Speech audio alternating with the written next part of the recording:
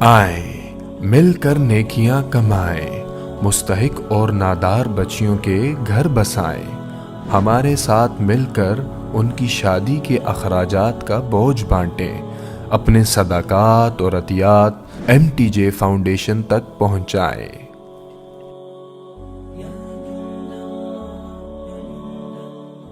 عروج و زوال تو ساتھ ساتھ چلے گا۔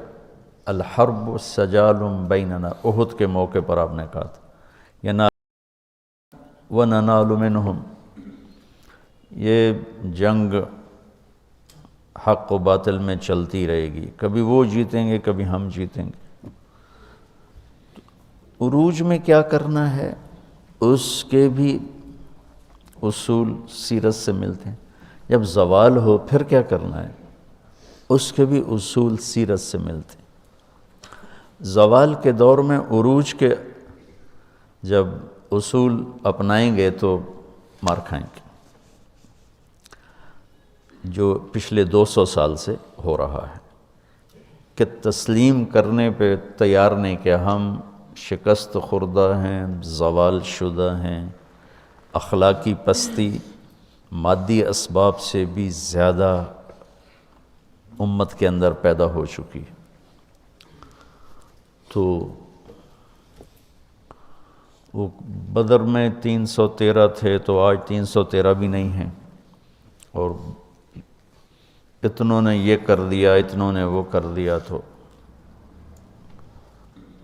وہ تطبیق غلط ہو رہی ہے۔ اللہ تعالیٰ نے مدینہ میں جا کر اسلام کو عزت بخش، قوت بخش، لہٰذا آپ نے اقدام کیا، اور مکے میں قوت نہیں تھی، وجاہت نہیں تھی، اور خوف کا عالم تھا، اور علی جیسی اسد اللہ الغالب جن کو ٹائٹل دیا گیا اسد اللہ، ابو ذر رضی اللہ تعالیٰ عنہ جب آئے مکہ میں اجنبی بن کے، تو رات کو حضرت علی ان کو اپنے گھر لے گئے، کھانا کھلایا، آرام کرایا، پوچھا نہیں کون ہو کیسے آئے۔ اگلے دن پھر دیکھا حرم میں تنہا بیٹھے ہیں، وہ پھر ان کو لے گئے، اگلے دن پھر لے گئے، تو پوچھا بھی تم کون ہو، 3 دن سے یہاں ہو، کس لیے آئے ہو؟ تو انہوں نے بتایا کہ میں تو وہ اس نبی کے بارے میں آیا ہوں۔ تو اتنی بڑی ہستی خیبر کا دروازہ اکھاڑ کے یوں پھینک دیا۔ فرماتے ہیں میں صبح تمہیں لے جاؤں گا ان کے پاس، اگر راستے میں کوئی خطرہ ہوا تو میں جوتا ٹھیک کرنے کے بہانے بیٹھ جاؤں گا، تم کھسک جانا۔ جب ضعف ہو تو کیا کرنا ہے وہ یہ ہے۔ اب ضعف میں بھی تلوار اٹھائیں گے تو قتل عام ہوگا مسلمانوں کا، اور اسلام بدنام ہوگا، اس لیے وہاں صبر کا حکم۔ عز الدین بن سلام، سلطان العلماء انہیں کہا جاتا ہے، مصر میں تھے، شافعی تھے، رکن الدین بیبرس کے دور میں۔ تو انہوں نے بہت خوبصورت انداز میں یہ بات سمجھائی ہے اس میں انہوں نے۔ تو اب ضعف کا دور ہے، معجزہ نہیں ظاہر ہوا کہ جبریل آئیں اور اٹھا کے مدینے اتار دیں، یا براق پہ بٹھائیں اور جا کے مدینے اتار دیں، معجزہ نہیں ہوا، کیونکہ امت کو سبق دینا ہے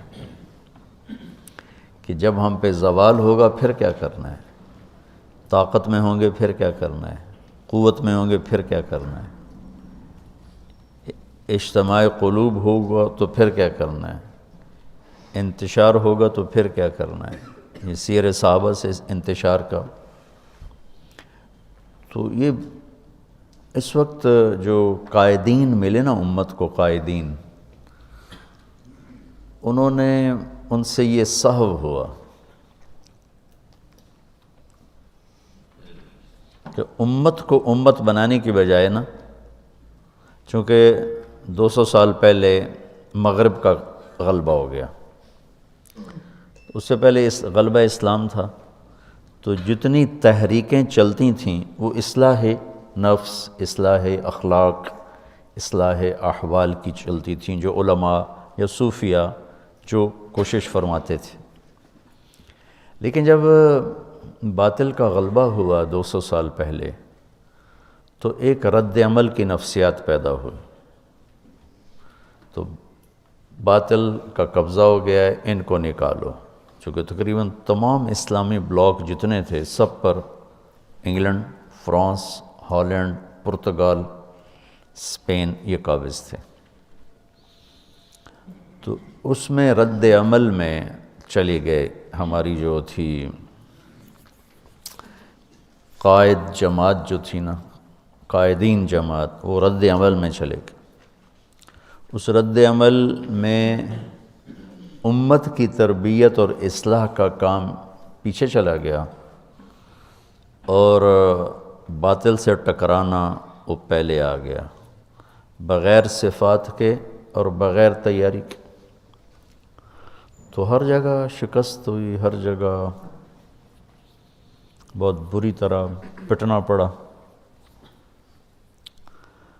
جو سبب تھا اسے نہیں دور کیا، جس وجہ سے زوال آیا، وہ تھا دین سے دوری، اخلاقی پستی، یہ اس کا سبب تھا۔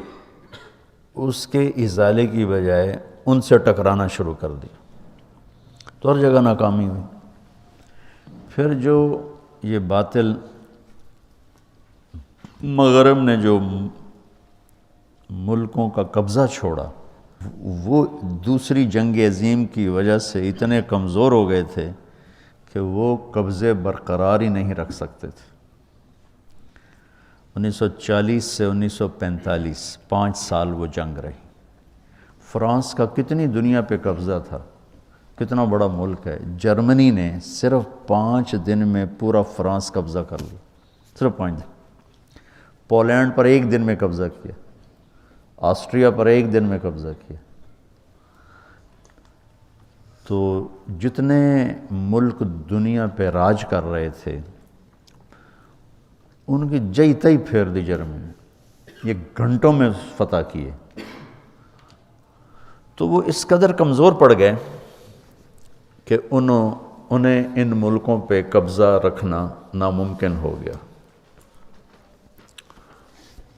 تو وہ چھوڑنے پر مجبور تھے، تحریکوں نے باعزت چھڑوا دیا کہ بھائی چلو بھائی آپ کا مطالبہ بہت زیادہ ہو رہا ہے تو ہم جا رہے ہیں۔ یہ بات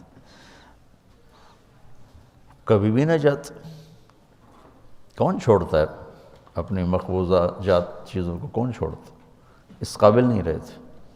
لندن کھنڈر بن گیا، پیرس کھنڈر بن گیا، ہالینڈ کھنڈر بن گیا، جرمنی نے تباہی پھیر دی۔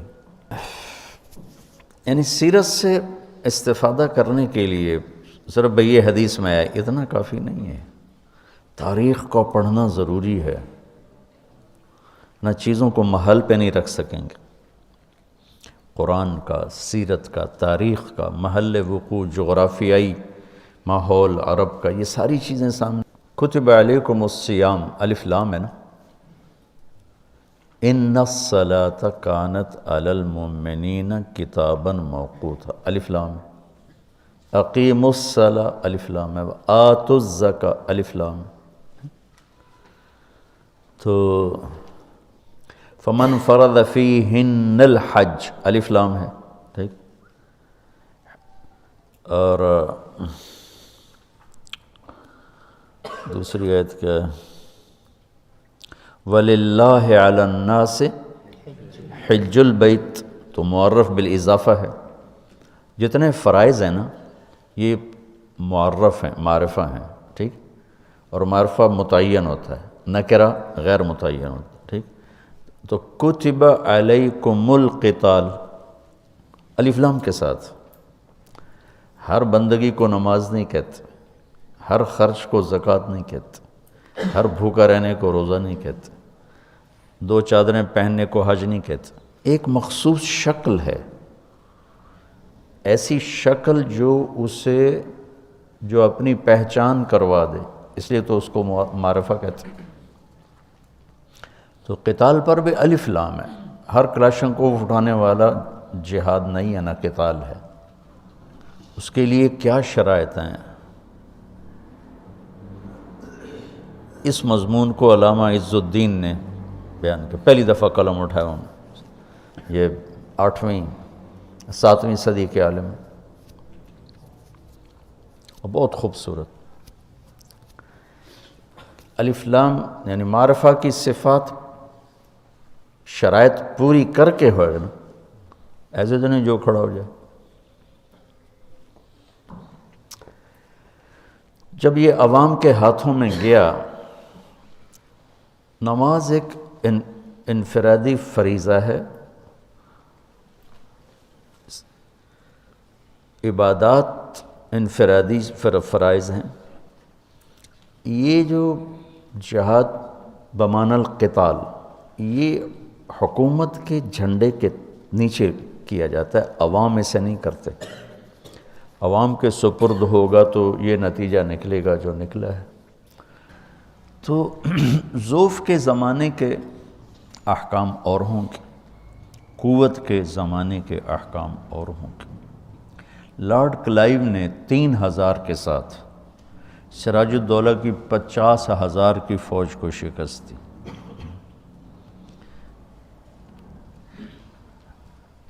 اور 3000 انگریز نہیں تھے سارے، وہ تو مقامی، انگریز تو چند سو تھے، باقی تو ساری مقامی فوج تھی، توپ خانہ، کہ وہ 17ویں صدی میں وہاں سائنسی ترقی شروع ہو چکی تھی۔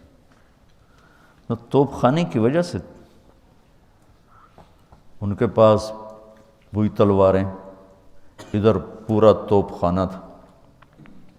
انہیں سراج الدولہ نے غداری کی، اب ٹھیک ہے کی ہے، میں اس کا انکار نہیں کرتا ہوں، لیکن یہ کوئی بڑی وجہ نہیں تھی شکست کی۔ شکست کی وجہ بہت بڑا فرق تھا اسباب کا۔ ایک آدمی نے جا کے ہیروشیما پہ بم مارا، ایک آدمی، وہ سارا ہیروشیما ناگاساکی کھنڈر ہو گیا۔ تو یہ تعداد پہلے دور کی بات تھی، زیادہ لشکروں کے ساتھ حملے کر۔ آئے مل کر نیکیاں کمائیں، مستحق اور نادار بچیوں کے گھر بسائیں، ہمارے ساتھ مل کر ان کی شادی کے اخراجات کا بوجھ بانٹیں، اپنے صدقات اور عطیات MTJ فاؤنڈیشن تک پہنچائیں۔